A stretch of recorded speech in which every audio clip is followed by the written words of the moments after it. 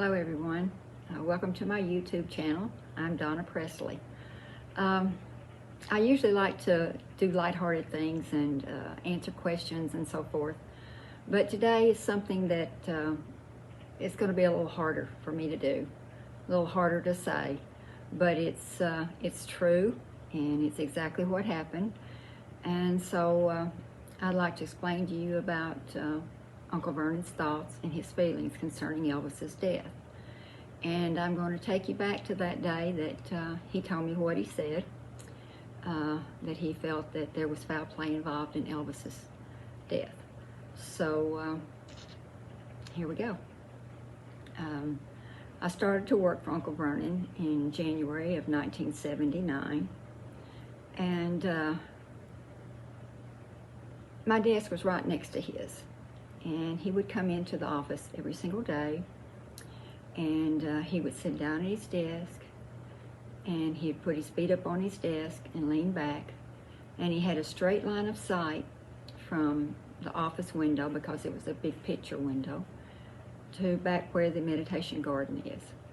And he would sit there for hours and just stare at the meditation garden, and we would talk. And you know, I'd always loved and respected Uncle Vernon and everything, and at times I was a little intimidated by him because he could be very firm, very stern. But as I got to working with him on a daily basis, and we really came to know each other more as adults, as equals, not just a young niece and an uncle, which I'm very thankful for, and I'll always be thankful for that. But we were sitting there talking one day, and he said, I just can't believe, and please excuse my language, I don't speak this way, but this is exactly what he said. I can't believe that these SOBs are up walking around and my baby's laying out there in the ground. And at first I thought it was just a grieving father, you know, because he had lost his only son, only child, because he had lost the Jesse Guerin previously, you know, when,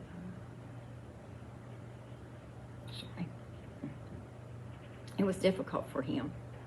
He'd already lost one child at childbirth, and now he lost his only child that was living. And he felt like he was taken from him unjustly. It was not, he didn't feel that it was a normal death.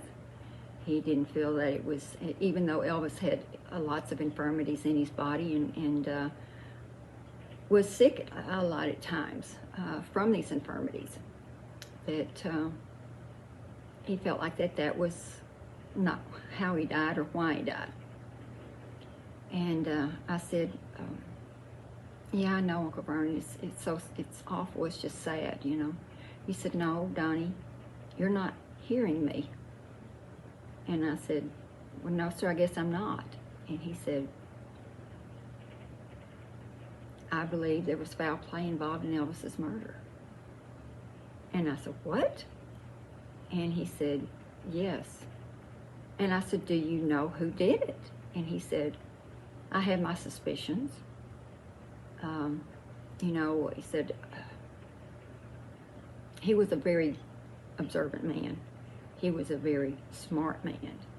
And he paid attention to details and things that other people might not have noticed. But he walked every single day with Elvis, and he watched over his child. Even though Elvis was a grown man and a superstar, an icon, a legend, to him he was still just his baby. And so he wanted to take care of him. And he said, I think Elvis was murdered. And I picked up the phone at that moment, and I said, then let's call the police and see what happened, and, you know, let them know. He said, put the phone down. And I said, sir? He said, put the phone down. I will handle this the way Elvis would have wanted me to, in-house. So put the phone down.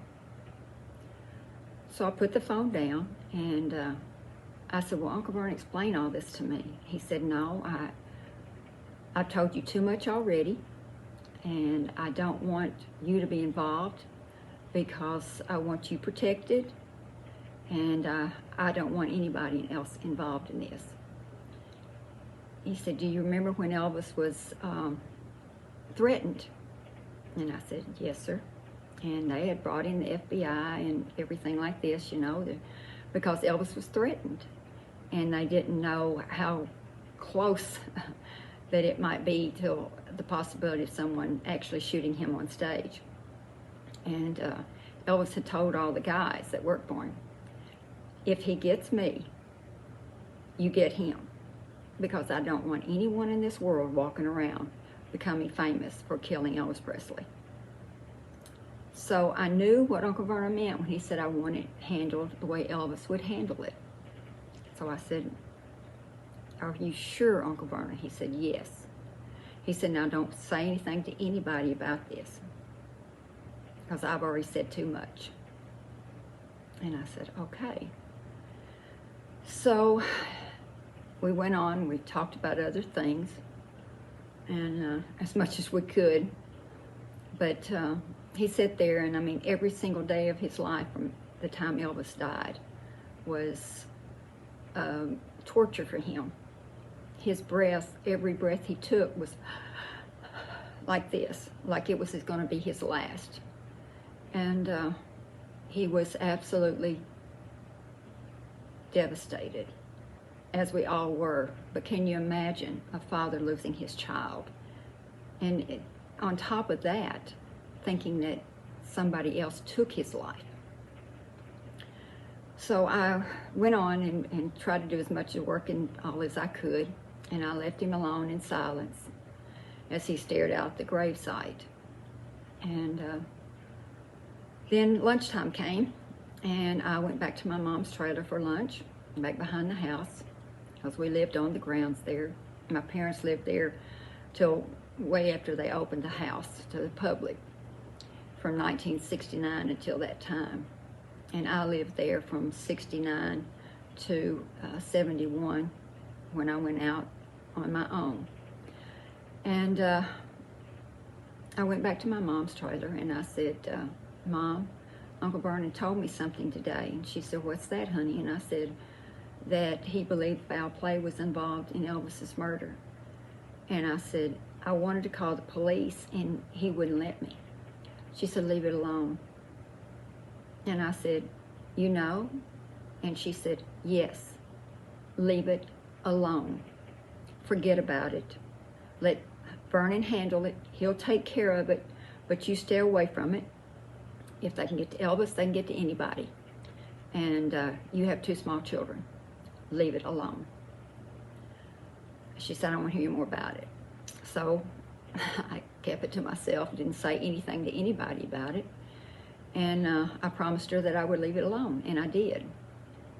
So that afternoon, after I went back to work and, you know, tried to answer fan mail and have as normal a day as I possibly could, I went in the house at Graceland, and I went to Grandma's room, and I knelt down beside her chair, which I always did, and I told her what Uncle Vernon said, and she said, I know, honey, and I want you to leave it alone. Let Vernon handle it, and he'll take care of it. So I did, and I kept it to myself for many, many, many years. Then I wrote a book in 1997, co-wrote a book called Elvis Precious Memories, and I alluded to it in the book. I didn't say a lot about it, but I did allude to it and Uncle Vernon's suspicions. And there was someone there that, you know, had talked to me about it and said that Uncle Vernon recanted his words. And I said, no, he didn't. And I said, he never said anything. He recanted anything to me, and he would have. And so, anyway, we left it at that. And, you know, I don't know exactly what happened. I don't know if Uncle Vernon ever managed exactly to find out exactly who it was. I know he had his suspicions. I know he had it privately investigated. I know that he questioned Ginger about it because she found, Elvis, and then she called downstairs. And I know that because Ginger said it in her book, and someone showed that to me the other day, that he had questioned her about it. But that's what happened. That's what he believed. There were papers that he had sealed until 50 years after Elvis's passing, which will be available in 2 years. I don't know what's in them. I don't know if the answer is in those papers or if it has nothing to do with what we've talked about today. But I do know that that's what he believed. I do know it's possible. I think that possibly because of the fact that Elvis was definitely planned on doing some changes in his workspace and in his home space, there were definitely going to be changes made. And I think he was more adamant about that than he'd ever been. And I don't know if that's the reason. I don't know if that's what the problem was, or if someone was afraid that he may change their minds about things. But I do know that that's what Uncle Vernon felt. And I can't allude to any more because I honestly don't know anymore.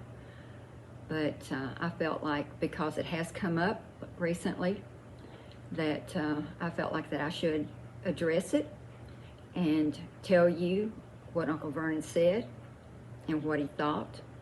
This is not secondhand knowledge. This is not something I heard from the family. This is something I heard straight from Uncle Vernon. He told me himself.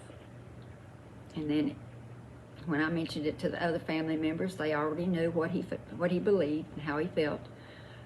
But they urged me completely to stay away from it and to keep my mouth shut about it and let him handle it.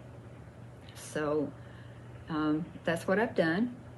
And I hope that you understand why I kept silent all these years and why I've just recently brought it back up, because it has come up recently by other people, and there's been questions.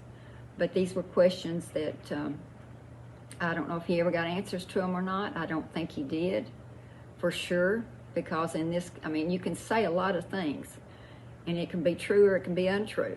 And you may even know for sure that it's true. But if you can't prove it in a court of law, then you can get in a lot of trouble for stating it. I just want you to realize that the person or persons involved that Uncle Vernon believed carried this through have already passed. So please forgive me for keeping my mouth closed for this many years, but please understand why I did. And thank you, and God bless.